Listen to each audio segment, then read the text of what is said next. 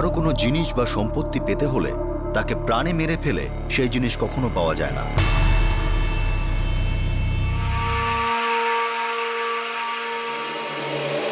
যদি কিছু পাওয়া যায় তাহলে সেটা হলো ধ্বংস, নিজের জীবনের ধ্বংস।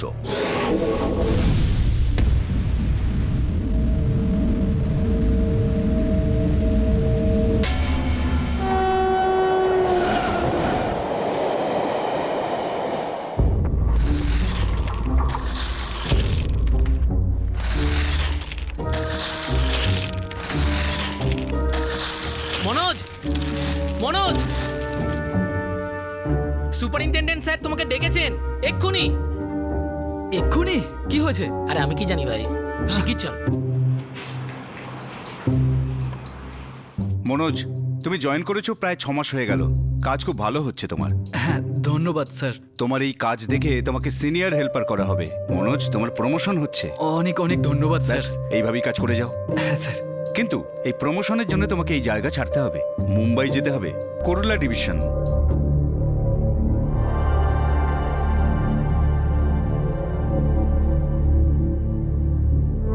এটা তো খুব দারুণ খবর মনোজ। আর বাবা জানো, 6 পে কমিশনের হিসেবে মাইনেও বাড়িয়ে দিয়েছে অনেকটা। আরে বাহ, এটা তো সোনায় সোহাগা। মুম্বাইও যাওয়া হলো আর প্রমোশনও হলো। হ্যাঁ দাদা, একবার তুমি ওখানে সেটেল হয়ে গেলে আমিও মুম্বাই চলে আসব। মুম্বাই যাওয়া আমার স্বপ্ন। তোর স্বপ্ন সত্যি হবে রাকেশ। একটু সেট করে নিতে মাত্র 2-4 মাস লাগবে। তারপর তোদের দুজনকে ডেকে নেবো মুম্বাইতে। আর মা, টাকা প্রত্যেক মাসে আমি পাঠাবো। সেসব তো ঠিক আছে, কিন্তু আমরা চাই না তুমি এত বড় শহরে একা যাও। প্রমিলার বাড়ির লোকজন বিয়ের তারিখ ঠিক করার কথা বলছিল। ওদের কি বলবো? এখন বিয়ে করার সময় কোথায় মা? 7 মিনিট লাগে 7 পাক ঘুরতে, আর তার সাথে 7 জন্মের বন্ধনও তৈরি হয়ে যায়। একদম ঠিক বলছো তোমার মা। তাড়াতাড়ি প্রমিলাকে বিয়ে করে নাও আর যাও না ওর সাথে মুম্বাই। আচ্ছা ঠিক আছে মা, তোমরা যেমনটা চাও। আচ্ছা প্রমিলা, নিজের খেয়াল রাখিস, আর কোনো দরকার হলে তুই আমাকে ফোন করিস। মনোজ, আমার বোনের কিন্তু খেয়াল রেখো। হ্যাঁ দাদা, তুমি একদম চিন্তা করবে না। ওখানে প্রথম থেকে সবকিছু সেট করা আছে। প্রমিলা ওখানে ভালো থাকবে। আর তোরা দুজন শোন, তোরা কিন্তু নিজের কাজগুলো মন দিয়ে করবি। আমি ওদিকটা একটু দেখে নিই, তারপর তোদের মুম্বাইতে ডেকে নেব। দে দে, ভালো থাকিস, তুইও ভালো থাকিস।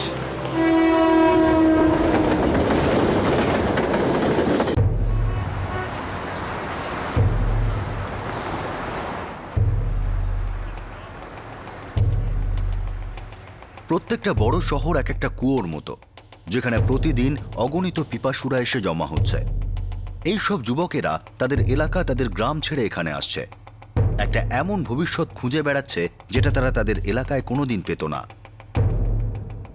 কিন্তু এমনটা কেন? প্রত্যেকটা শহর গ্যাস বেলুনের মতো ফুলছে। মানুষের বহমান ধারা থামার নামই নিচ্ছে না। ইমারত আরো উচ্চতা পাচ্ছে, কিন্তু ঘর ক্রমশ ছোট হয়ে যাচ্ছে। প্রতিটি নিঃশ্বাসের জন্য কম্পিটিশন, কিন্তু উজ্জ্বল ভবিষ্যতের স্বপ্ন থামার নামই নিচ্ছে না। শহরের উদ্দেশ্যেই অনিয়ন্ত্রিত মাইগ্রেশন একটা জোরালো ইঙ্গিত যে আমাদের দেশের প্রগতি আর বিকাশের গল্প হয়তো সত্যি একটা গল্প, মিথ্যে গল্প।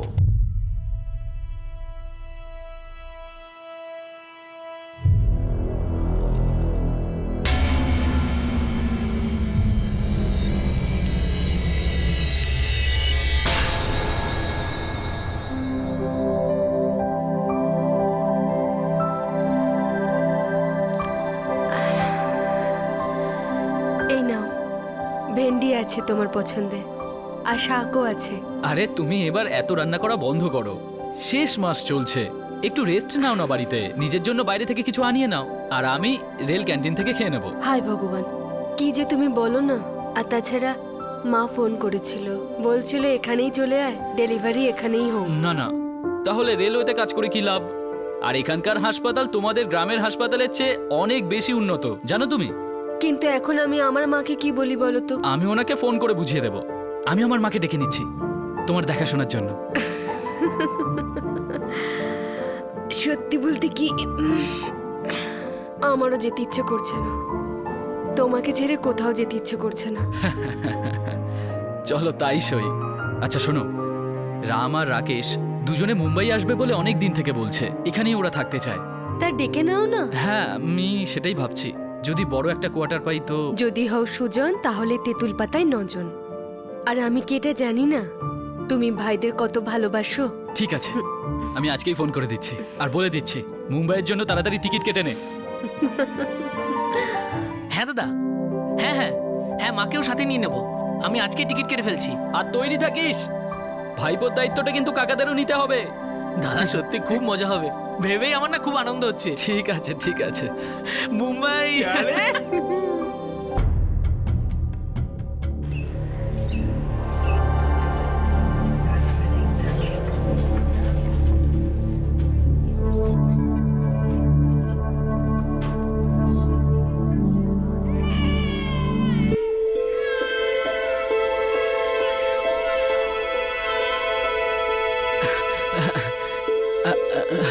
আরে প্রমিলা, এ তো পুরো তোমার মতো হয়েছে, একেবারে জেরক্স। আরে মনে হয় বাবার চশমা লাগানোর সময় হয়ে গেছে। আর এখানে যাকেই জিজ্ঞাসা করো না কেন সেই বলবে তোমারই কপি।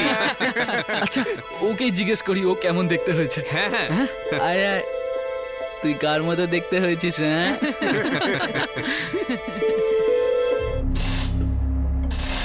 দেখো রাকেশ, এখানে কোনো জায়গা এখন খালি নেই। একটা দুটো তো থাকবেই, আমি কিছু একটা করে নেবো। তা সে যে কোনো পার্ট টাইম কাজ হোক না কেন, তা সে এখানে মেশিন পোছার হোক বা ঝাড়ু দেওয়ারই হোক না কেন, শুধু একটা কাজ চাই দাদা। পাবে, কাজ তুমি পাবে, এত রিকোয়েস্টের দরকারই নেই। যদি কখনো দরকার পড়ে আমি তোমাকে ফোন করে নেব।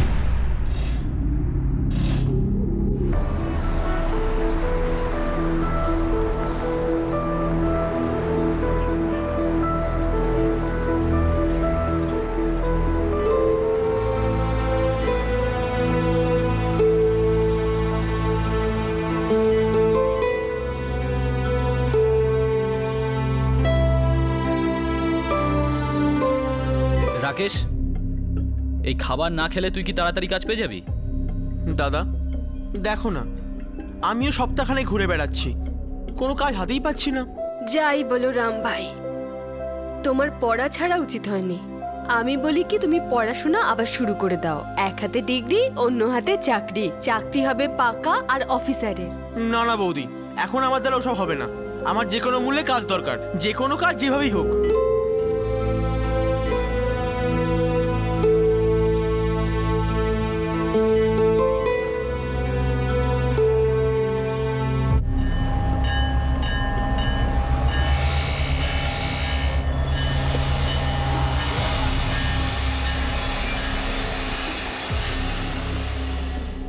দাদা আমাকেও না তোমার এই ইয়ার্ডে একটা কাজ পাইয়ে দাও না। যদি দিতেই পারতাম তাহলে আগে দিয়ে দিতাম না? এটা একটা সরকারি সংস্থা, এখানে প্রত্যেক কটা কাজ এক্সাম দিয়ে পেতে হয়। কিন্তু দাদা কোনো পরীক্ষা না দিয়ে বা বিনা ডিগ্রিরও অনেক কাজ আছে। এসব কুলি মজদুরি করা, এক জায়গায় জিনিস অন্য জায়গায় নিয়ে যাওয়া। দাদা আমি সবকিছু করতে পারবো, সবকিছু। এখানে আমার কোনো জোর নেই। যদি খানোয়া হতো তাহলে কারোর না কারোর সঙ্গে কথা বলে কিছু একটা করা যেত, কিন্তু এটা মুম্বাই, এখানে 2 কোটি মানুষ সব সময় কাজ খুঁজে চলেছে। এখানে কাজ অনেক আছে, কিন্তু সেগুলো পাওয়ার জন্য কারোর না কারোর হাত থাকা চাই মাথার উপরে। দাদা তুমি যদি আমাকে এইসব কাজ না পাইয়ে দিতে পারো তাহলে একটা কুলির কাজ অন্তত জোগাড় করে দাও। যদি আমার হাতে কাজ দেওয়ার ক্ষমতা থাকতো তাহলে তোকে কিছু না কিছু কাজ দিতাম না আমি? আর কুলির কাজ খুব সোজা ভেবেছিস তুই? ইউনিয়নবাজি দেখলে না মাথা ঘুরে যাবে বাচ্চু। তাহলে আমি আর কি করব দাদা, এরকম বেকার বসে থাকবো? অপেক্ষা কর, ভালো কথা বলছি। মাথা গরম করলে ভালো কাজও হাত থেকে বেরিয়ে যাবে।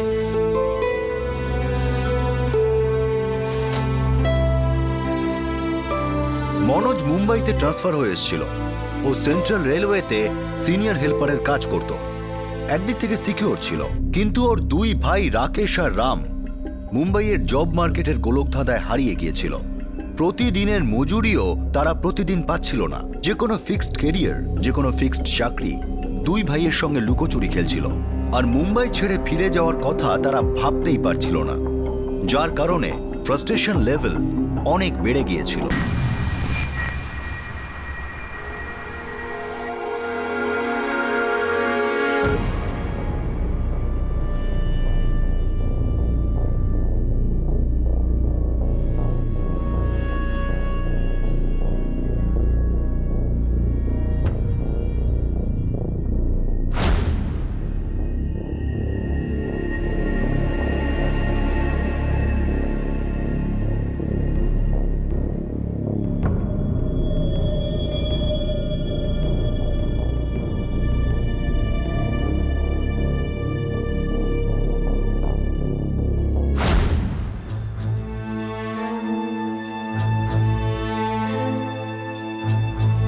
রাম, চল আমি বেরোচ্ছি, তোকেও রাস্তায় নামিয়ে দেবো।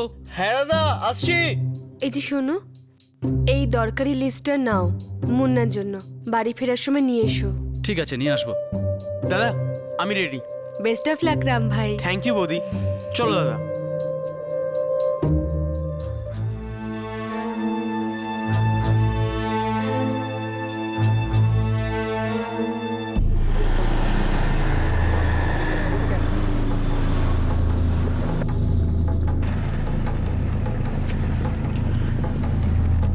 ভালো করে ইন্টারভিউ দিবি। হ্যাঁ দাদা। আর ইন্টারভিউ নেওয়ার সময় ওনারা যদি একটু এদিক ওদিক প্রশ্ন করে, যদি বলে যে এই কাজটা অন্য কাউকে আমরা দিয়ে দেব, তাহলে হাসি মুখে বেরোবি, ঠিক আছে? আরে তুই অন্য কোনো কাজ পেয়ে যাবি। চল।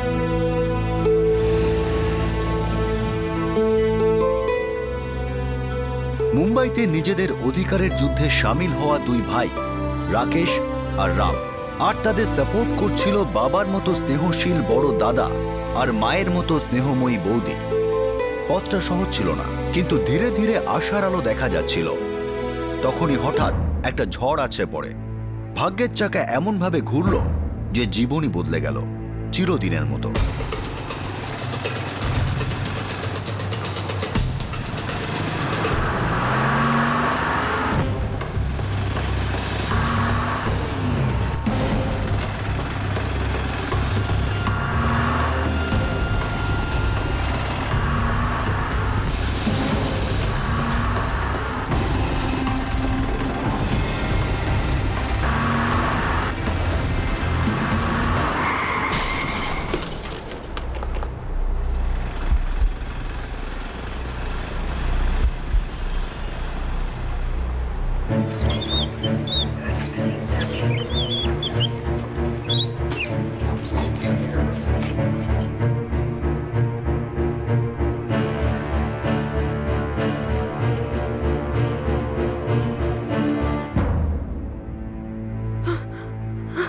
ডাক্তারবাবু, দেখুন, অবস্থা খুব একটা ভালো নয়, ক্রিটিক্যাল কেস।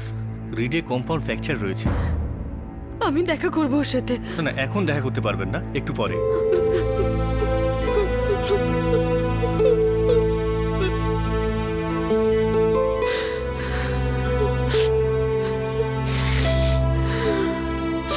বৌদি, এবার তুমি বাড়ি ফিরে যাও, আমরা আছি তো এখানে, আমরা সব সামনে নেব।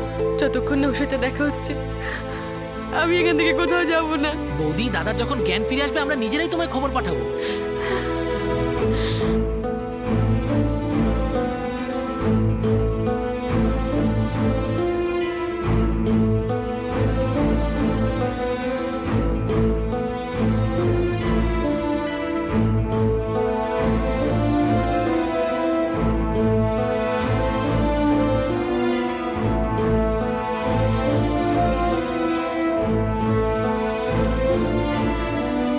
পেশেন্টের স্পাইনাল কর্ড, রিডের হাড় খুব খারাপভাবে ড্যামেজ হয়েছে। এটা আপনি আগেও বলেছেন ডাক্তারবাবু, এখন শুধু এটা বলুন ও ঠিক কবে হবে? দেখুন, আপনার স্বামী এমনিতে ঠিক আছে, আবার ঠিক নেইও। মানে? কোমরের নিচ থেকে প্যারালাইজড। কি? আরে আরে উনি ঠিক হয়ে যেতে পারেন, সময় লাগবে কিন্তু ঠিক হয়ে যেতে পারেন, কিন্তু হয়তো অনেক সময় লেগে যেতে পারে।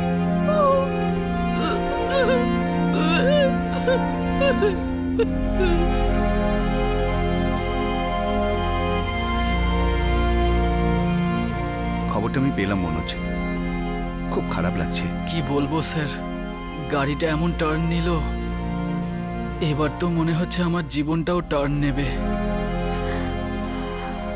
হঠাৎ করে সামনে ট্রাক চলে এলো। ঠিক আছে, জীবন আছে যখন চেষ্টা করতে হবে। বিশ্রাম করো, আমি আবার নিশ্চয়ই আসবো।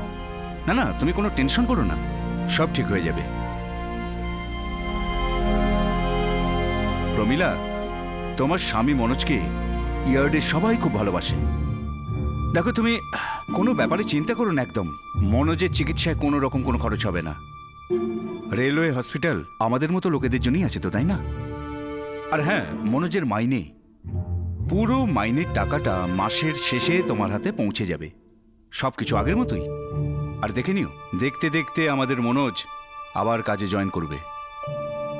ধন্যবাদ স্যার। দেখো, তোমার কোনো জিনিসের দরকার হলে, কোনো জিনিসের প্রয়োজন হলে তো সোজা আমার ইয়ার্ডে চলে আসবে, ঠিক আছে? ঠিক আসছি আছে আমি। স্যার, নমস্কার।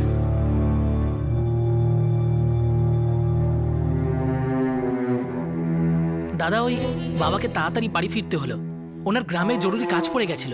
ঠিকই করেছে। বাচ্চাকে কি বাড়িতে রেখে এসেছো? সন্ধেবেলায় আসবে দেখা করতে। আমার জন্য তোমার খুব কষ্ট হচ্ছে না প্রমিলা? হ্যাঁ, খুব কষ্ট হচ্ছে তোমার জন্য। তুমি না কি যে সব ভুলে যাও না, ব্যাস শুধু আরাম করবে। নাও জল খাও। আর যদি আমার কাছেও কাজ থাকতো, আমিও তোমাকে সাহায্য করতে পারতাম। আমি তো এখানে এখানে বোঝা হয়ে রয়ে গেছি। কি রাকেশ ভাই, আবার তুমি ওইসব কথা বলছো? রাকেশ, এরম করে আর কখনো বলবি না। এই বোঝা হয়ে থাকার কথা একটু বাজে সময় চলছে, সব ঠিক হয়ে যাবে। আমি একবার ঠিক হয়ে যাই, তারপর তোমাদের দুজনের চাকরির আমি করে দেব। জুগলেকার বাবু আমার কাজে ভীষণ খুশি, কোনো না কোনো কাজ পাইয়েই দেবেন তোদেরকে। তোরা দুজন একদম টেনশন করবি না, সব ঠিক হয়ে যাবে, ঠিক হয়ে যাবে সব। আলে লে লে লে লে লে লে লে লে, এই আলে খাও খাও বাবা, খাও, কাঁদে না কাঁদে না।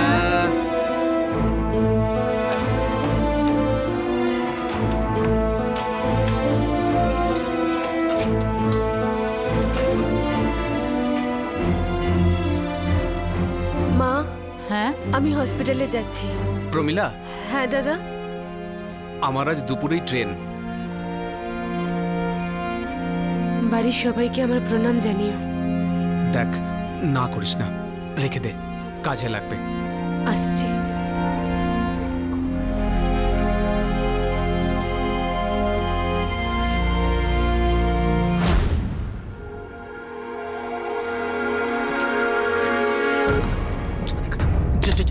জয়দা, জয়দা, রাম, মা, হ্যাঁ, বৌদির কিছু একটা হয়ে গেছে। কি হয়ে গেছে মানে? কি হয়েছে? তাড়াতাড়ি আসো, শিগগির আসো। প্রমিলা, প্রমিলা, প্রমিলা, আমাকে এভাবে দেখছেন কেন? কি হয়েছে সত্যি করে বলো রাকেশ। আরে কি হয়েছে এর মানেটা কি? আমি বাথরুম থেকে বাইরে এলাম, দেখলাম বৌদি এভাবে পড়ে আছে, তারপর আমি গিয়ে আপনাদের ডেকে আনলাম।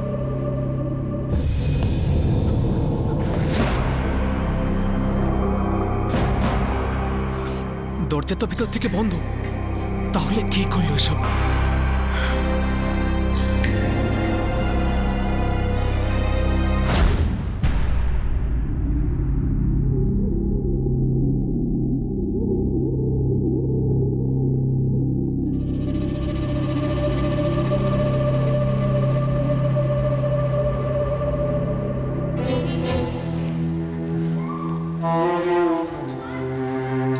প্রমিলা, 4 মাস হয়ে গেল, আমার শরীরের একটুও উন্নতি হলো না। মাঝে মাঝে মনে হয় সেদিন আমি বেঁচে গেলাম কেন, মরে গেলে ভালো হতো। ভগবানের দোহাই এরকম কথা বলো না। ডাক্তারবাবু তো বলেছেন যে একটু সময় লাগবে, আর তারপর তুমি আবার আগের মতো হয়ে যাবে। এটা ওষুধের লিস্ট, 8 ঘন্টার মধ্যে চাই।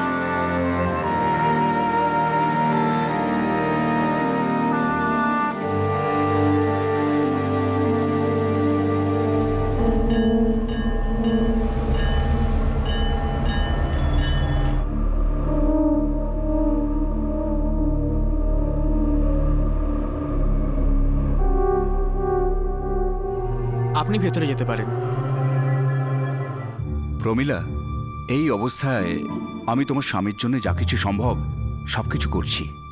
ওর মাইনেতে কিছুতেই কুলোতে পাচ্ছি না। ঘরে ছোট বাচ্চা আছে, ওর 2 ভাই আছে, মা আছে, আর তার উপর নার্স মেডিসিনের লম্বা লিস্ট দিচ্ছে। আমি হসপিটালের সাথে কথা বলে ওষুধপত্র বিনা পয়সায় দেবার চেষ্টা করব। Thank you sir. দেখো প্রমিলা, টাকার প্রয়োজন হলে আর একটা উপায় আছে। যদি ইন্টারেস্টেড হও তো বলো। কি করতে হবে স্যার?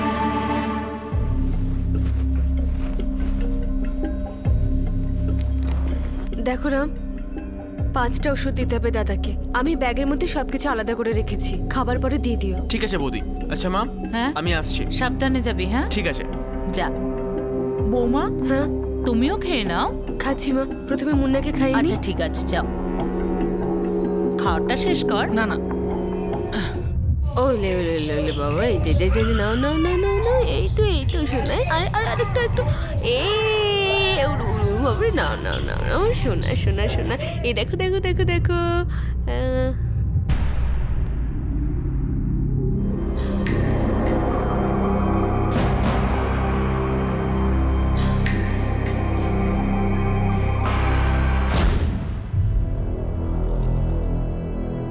হতে পারে রাতের বেলা বৌদির কিছু একটা হয়েছিল, কোনো মেন্টাল শকটক লেগেছিল বোধহয়, আর সেই কারণেই হয়তো আত্মহত্যা করে ফেলেছে। আমার বোন কখনো আত্মহত্যা করতে পারে না।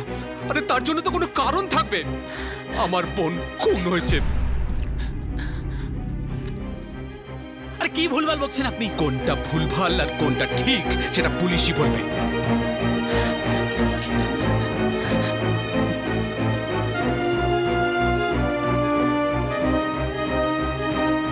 মা,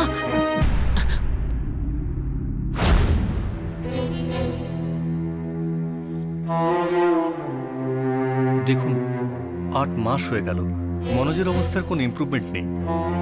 উপরন্তু সারাদিন বিছানায় শুয়ে শুয়ে মনোজের পিঠে ঘা পর্যন্ত হয়ে গেছে। এখন আপনাদের মন শক্ত করে এটাই মেনে নিতে হবে যে কি ডাক্তারবাবু? মনোজ এখন এরকমই থাকবে, আর ওর পিঠের ওই ঘা ওকে খুব কষ্ট দেবে।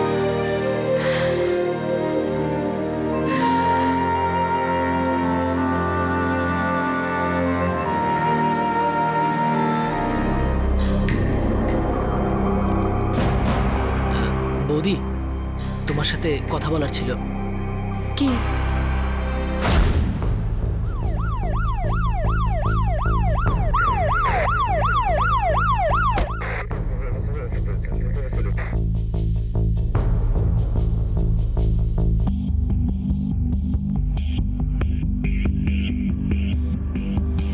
স্যার, দরজা ভিতর থেকে বন্ধ ছিল।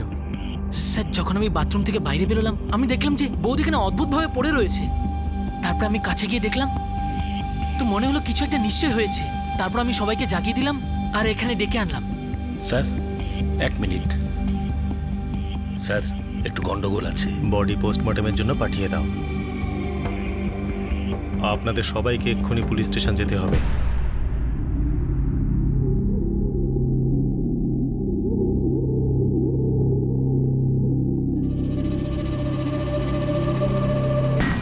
গলা টিপে মারা হয়েছে। গলাতে কোনো আঙুলের চিহ্ন? না, খুব চালাকি করে ব্যাপারটা করেছে। হয়তো কোনো কাপড় বা অন্য কিছু দিয়ে গলাটা টিপে ধরা হয়েছে, তারপর মৃত্যু পর্যন্ত চেপে রাখা হয়েছে। ঘরের দরজাটা ভেতর থেকে বন্ধ ছিল। খুনি বাড়িরই কেউ হবে।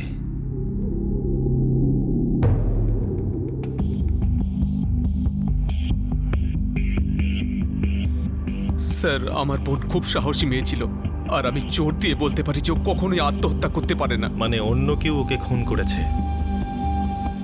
কেউ বৌদিকে কেন মারবে স্যার? আমাদের বাড়িতে ওনাকে খুব সম্মান করা হতো, আর ওনাকে মেরে কারোর কি লাভ হতে পারে স্যার? আমার মনে হয় স্যার, হতাশ হয়ে উনি নিজেই আত্মহত্যা করে ফেলেছেন। এতটা হতাশ হওয়ারও একটা কারণ থাকতে হবে। স্যার, 2 দিন আগে ওনার স্বামী মানে মনোজ দাদা মারা গেছেন।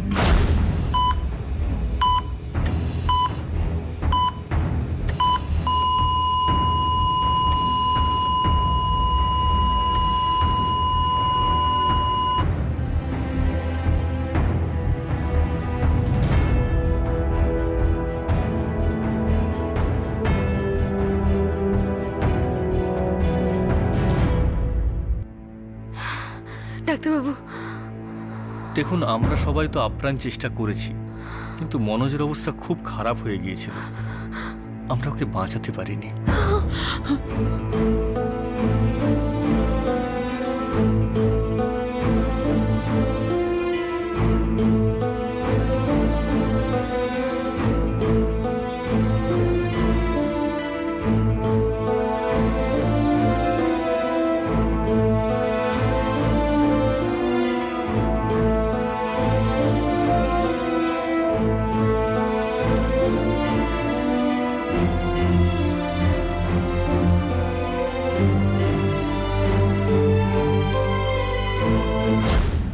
লোকটা মিথ্যে কথা বলছে স্যার। আমার তো সন্দেহ হচ্ছে যে এই লোকটা আমার বোনকে খুন করেছে। স্যার এ পাগল হয়ে গেছে, সব ভুলভাল বকছে। স্যার এ কখনো চাইতো না আমার বোন এখানে থাকুক, ও চাইতো যে আমার বোন এখান থেকে অনেক দূরে চলে যাক। জয় দাদা, আপনার সাথে একটা কথা ছিল। বলো। দাদা, আপনি বৌদিকে নিয়ে নিজের বাড়ি ফিরে যান। এতটা কষ্টে থাকা আর সারা জীবন কষ্ট পাওয়া একদম ঠিক নয়। ওনার সামনে তো সারা জীবন পড়ে রয়েছে, ওনাকে তো আবার বিয়ে দেওয়া যেতে পারে। ভালো পরামর্শ, কিন্তু এটা ঠিক সময় নয়। কিছুদিন যেতে দাও, তার আগে আমি প্রমিলার ইচ্ছেটাও জেনে নিতে চাই।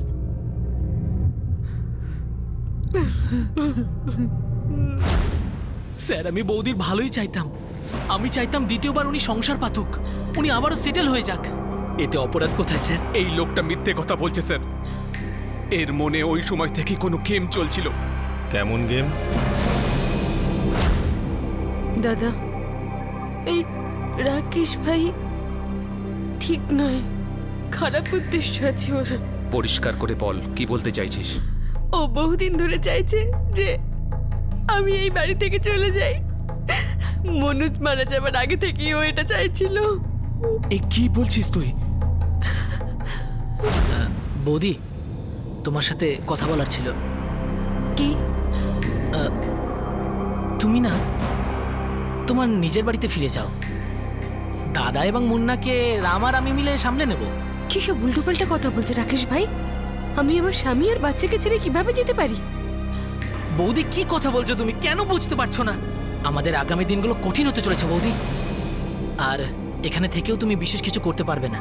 রাকেশ ভাই, তোমার কি উদ্দেশ্য? পরিষ্কার করে কেন বলছো না যে তুমি ঠিক কি চাইছো?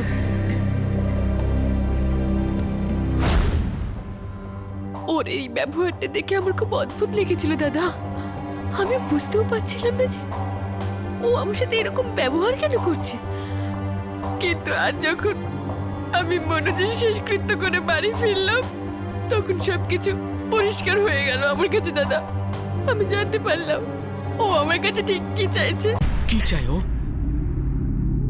কিন্তু আজ যখন আমি মনোজের শেষকৃত্য করে বাড়ি ফিরলাম, তখন সবকিছু পরিষ্কার হয়ে গেল আমার কাছে দাদা।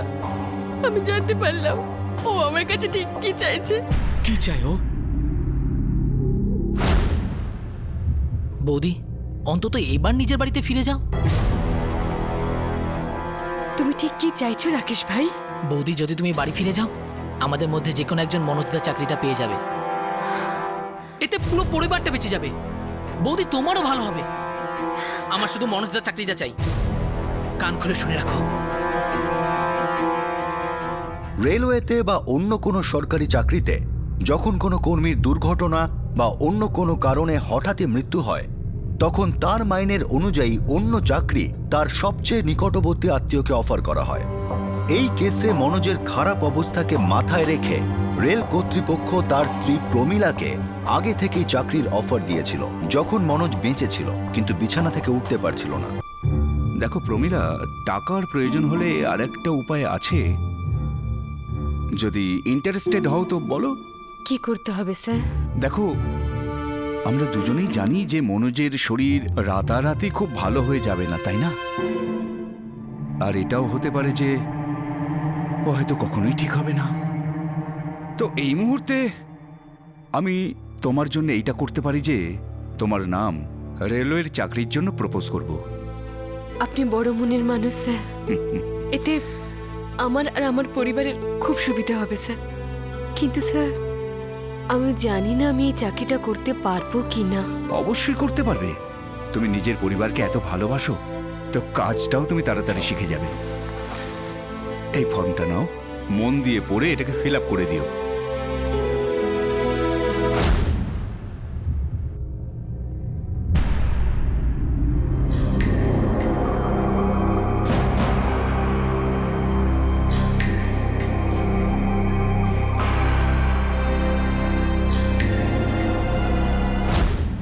এত স্বার্থপর আর নিচু মনের মানুষও মনোজ ওর জন্য কি না করেছে দাদা। কিন্তু আজও আমার আর মনোজের বাচ্চার কোনো পরোয়াই করছে না। শুধুমাত্র চাকরিটা পেতে চায় দাদা। আমি কোথায় যাব দাদা? মুন্নাকে আমি কি করে বড় করব দাদা? আর আমি চাই না যে আমার আর মনোজের বাচ্চা কারো দয়ার উপর বাঁচুক। এসব কিচ্ছু হবে না, তুই নির্ভয় ওই কাজটা শুরু কর। আর দেখ, তোর দাদা তো তোর সঙ্গে আছে, তোর আর তোর বাচ্চাটার কোনো ক্ষতি আমি হতে দেবো না। নিজের দাদার চাকরিটা পাওয়ার জন্য ও আমার বোনকে খুন করেছে। ওই চাকরিটা তো আগেই পেয়ে গিয়েছিল, আর এটাই ও সহ্য করতে পারেনি স্যার। ওর মনে লোভ জন্মেছিল স্যার, আর তাই জন্য ও বারবার এটাই প্রমাণ করতে চাইছে যে আমার বোন সুইসাইড করেছে। স্যার, এই লোকটা ক্রিমিনাল স্যার। স্যার, জয়দা মিথ্যে কথা বলছেন, না প্রমাণ না কোনো কিছু। আমি আমার নিজের বৌদিকে কেন মারবো স্যার? একটা মামুলি চাকরির জন্য আমি আমার নিজের জীবনটা কেন নষ্ট করবো স্যার? আপনি নিজেই ভেবে দেখুন স্যার, দরজা ভিতর থেকে বন্ধ ছিল, যেখানে আমি খুব সহজেই ধরা পড়ে যেতে পারতাম। আর স্যার, এরকম পরিস্থিতিতে আমি এই কাণ্ড ঘটাবো? আপনি বুঝছেন তো স্যার?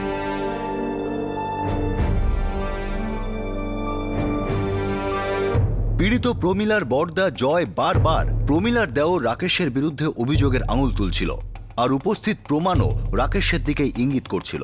কিন্তু রাকেশ জোর গলায় এই অভিযোগকে অস্বীকার করছিল। ও একটাই কথা বলে চলেছিল যে ওর বৌদি আত্মহত্যা করেছে। অবশেষে রাকেশের ছোট ভাই প্রমিলার সবচেয়ে ছোট দেওর রাম ভেঙে পড়ে, আর সেই কেসের সব জট খুলে দেয়। রাম, তোমার দাদা অনেক পরিশ্রম করে তোমাদের পরিবারের সকলের চাহিদা মেটাতো। দাদার মৃত্যুর পর বৌদি তোমাদের সকলকে মায়ের স্নেহ দিয়েছে। তার কাঁধের ওপর বাচ্চাকে মানুষ করার দায়িত্ব ছিল। তোমার মনে হয় উনি সুইসাইড করেছেন? রাকেশ দাদা আর আমি বৌদিকে অনেক বোঝানোর চেষ্টা করেছিলাম যে উনি এই শহরে একা এই চাকরি বাকরি করে মুন্নাকে বড় করতে পারবে না। এই শহর শিয়াল কুকুরের মতো ওদের দুজনকে ছিঁড়ে খেয়ে ফেলবে, কিন্তু আমাদের কোনো কথাই শুনছিল না। বৌদি, আমি আর রাম চাকরির জন্য 1 বছর ধরে হন্যে হয়ে ঘুরে বেড়াচ্ছি। শুধু এই একটা সুযোগ পাওয়া গেছে, যদি আমি এই চাকরিটা পেয়ে যাই তাহলে আমি কোথাও না কোথাও রামকেও ফিট করে দেবো। বৌদি, আমি কথা দিচ্ছি, আমি মুন্নাকে নিজের ছেলের মতো মানুষ করব। আর তুমি, তোমার কাছে তো সারা জীবন পড়ে আছে, তুমি তো নতুন করে শুরু করতে পারো। তুমি তো দ্বিতীয়বার বিয়েও করে নিতে পারো। আমি মুন্নাকে নিজের ছেলের মতো মানুষ করব। আর তুমি, তোমার কাছে তো সারা জীবন পড়ে আছে, তুমি তো নতুন করে শুরু করতে পারো। তুমি তো দ্বিতীয়বার বিয়েও করে নিতে পারো। রাম আর রাকেশ দুজনে মুম্বাই আসবে বলে অনেক দিন থেকে বলছে, এখানেই ওরা থাকতে চায়। তা ডেকে নাও না। যদি বড় একটা কোয়ার্টার পাই তো। যদি হও সুজন, তাহলে তেঁতুল পাতায় 9 জন। আমি আজকেই ফোন করে দিচ্ছি আর বলে দিচ্ছি মুম্বাইয়ের জন্য তাড়াতাড়ি টিকিট কেটে নে। তোমাদের দাদা সবসময় তোমাদের কথা চিন্তা করত, খুব ভালোবাসতো তোমাদের। কিন্তু আজ যখন ওর চিন্তা পুরোপুরি নেভেওনি, তোমাদের দুজনের ও চাকরির উপর নজর। বৌদি, যদি আমরা নজর না দিই না তাহলে অন্য লোক ছিনিয়ে নিয়ে যাবে। এটা মুম্বাই বৌদি, এখানে কেউ কারোর জন্য থেমে থাকে না, বুঝলে? এটা আমার বা তোমার গ্রাম নয় যে সাহায্যের জন্য সমস্ত গ্রাম উঠে পড়ে লেগে যাবে। আর তুমি তো এখানে টিকতেই পারবে না, গ্যারান্টি দিচ্ছি টিকতে পারবে না। তার উপর চাকরিও করবে, আবার বাচ্চাকেও সামলাবে। পাগল হয়ে যাওনি তো? পাগল তো তোমরা হয়ে গেছো, লোভে পাগল হয়ে গেছো। আরে আমার কথা তোমাদের চিন্তা করতে হবে না, আমার কাছে আমার স্বামীর ভালোবাসা আছে, শক্তি আছে, আর হিম্মত আছে। যেমন করেই হোক আমি মুম্বাইতে থাকবই। তোমরা দুজন এখান থেকে যাও আর নিজেদের জন্য কিছু করার চিন্তা করো। আর রাকেশ ভাই, এই চাকরি তুমি ভুলে যাও, এটা পাবার কথাও তুমি মাথা থেকে বের করে দাও। তোমার দাদা রাকেশ তোমার বৌদি মানে মনোজের স্ত্রী প্রমিলার হত্যা করেছে, হ্যাঁ কি না?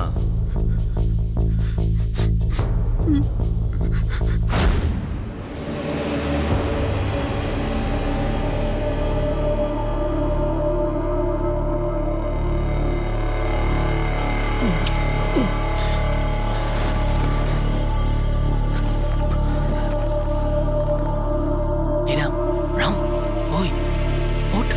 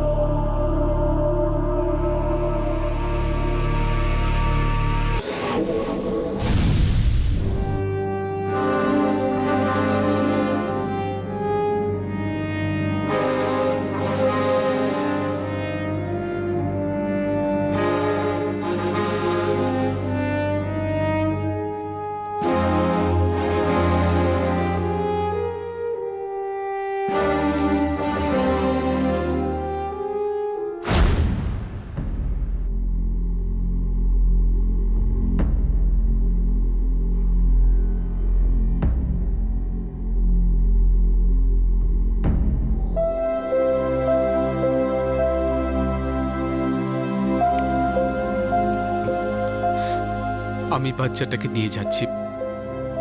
এখন থেকে এর দায়িত্ব আমার।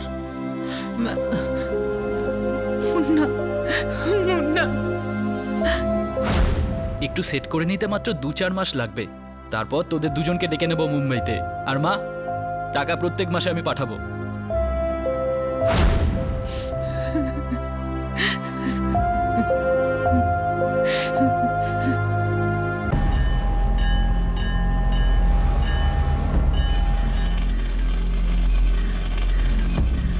মনোজের চাকরি এখন অন্য ব্যক্তিকে দিয়ে দেওয়া হয়েছে, যার সাথে মনোজের কোনো সম্পর্ক নেই। রাকেশের বিরুদ্ধে আইপিসির 302 ধারা অনুযায়ী হত্যার চার্জ দেওয়া হয়েছে। মুম্বাইয়ের কুর্লা সেশন কোর্ট রাকেশকে যাবজ্জীবন কারাদণ্ড দেয়। রাকেশ মুম্বাই হাইকোর্টে এই সিদ্ধান্তকে চ্যালেঞ্জ করে। আর রাম, যেহেতু সে হত্যার সময় নাবালক ছিল, তাই তাকে কারেকশনাল হোমে পাঠানো হয়। বড় শহরে টিকে থাকার কিছু গুরু মন্ত্র আছে, আর সবচেয়ে প্রয়োজন হলো প্র্যাকটিক্যাল হওয়া। এখানে যাই হোক না কেন তাতে কিছু এসে যায় না, শুধু আপনাকে টিকে থাকতে হবে। সারা দেশের মানুষ শুধু 2-4টে মহানগরের দিকেই কেন ছুটে যায়? ভবিষ্যৎ উন্নত করার জন্য এটা ছাড়া কি আর অন্য কোনো পথ নেই? কোনো বিকল্প নেই। শহরের অধিবাসীরা যখন কোনো সুন্দর গ্রামে যান, তখন মুক্ত বাতাসে শ্বাস নিতে নিতে তাদের মুখ থেকে এই কথাটা বেরিয়েই পড়ে, বাহ, এই হলো সত্যিকারের জীবন। আর এর একদম বিপরীতে হাজার হাজার গ্রামবাসী দৃঢ়ভাবে এটাই বিশ্বাস করেন যে জীবনে যদি কিছু করতে হয়, কিছু হতে হয়, তাহলে শহরে যেতে হবে। শহর যেন একটা স্বর্গ। এই উদাহরণ বিখ্যাত একটা বাণীকে সত্য প্রমাণ করে, the grass is greener on the other side. এই শহর আর গ্রামের ব্যবধান কি একটা ইঙ্গিত যে আমাদের উন্নতির কাহিনী একতরফা? ব্যক্তিগত বিকাশের জন্য অনুকূল অধিকতর সুবিধা শুধু শহরকেই দেওয়া হয়, কিন্তু তা সত্ত্বেও আমাদের শহরের কোয়ালিটি অফ লাইফ আরও খারাপ হয়।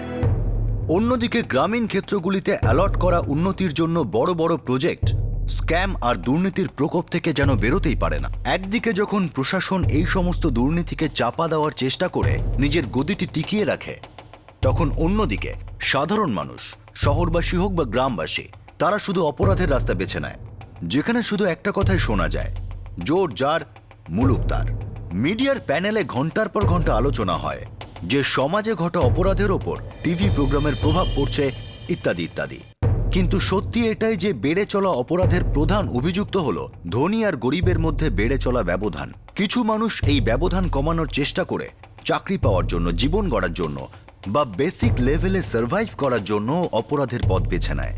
কিন্তু আমাদের তাকে অপরাধীর সঙ্গে সঙ্গে একজন পীড়িত হিসাবেও দেখা উচিত।